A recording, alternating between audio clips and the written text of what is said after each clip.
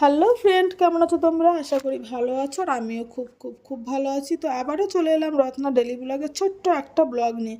তো অবশ্যই তোমরা দেখতে থাকো, আর দেখতে দেখতে চ্যানেলটাকে সাবস্ক্রাইব করে দিও। সাবস্ক্রাইব করতে ভুলো না কিন্তু বন্ধুরা। তো পাশে থেকো আমার, এতটুকুই বলে। তো চলো আজকের মিনি ব্লগটা স্টার্ট করি। তো ইদানিং আমার হাজব্যান্ডের প্রচণ্ড স্বাস্থ্য সচেতন হয়েছে আর কি। সকালে মর্নিং ওয়ার্ক, সন্ধ্যেবেলা ইভিনিং ওয়ার্ক এগুলো করছে, সাথে আমাকেও নিচ্ছে। তো চলো আজকের হচ্ছে হাঁটতে হাঁটতে আমরা বেলঘরে গিয়েছিলাম। তো বিরাটি থেকে বেলঘরে অনেকটা জার্নি আর অনেকটা রাস্তা। তো যখন এসছি তো মলে তো একটু ঢুকতেই হবে। মামার বাবা বলছে চলো বাজার কলকাতায় উইন্টারে কী কী কালেকশান এসছে দেখে আসি। তো গেতে রীতিমতন এই যে মামামের পাপা এখন মানে ওর পছন্দ মতন ফুল হাতা কোনো কিছু মানে শীতের পরা আর কি হালকা দেখে নিল।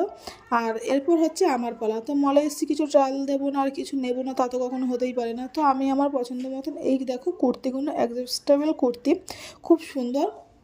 তো উইন্টারের জন্য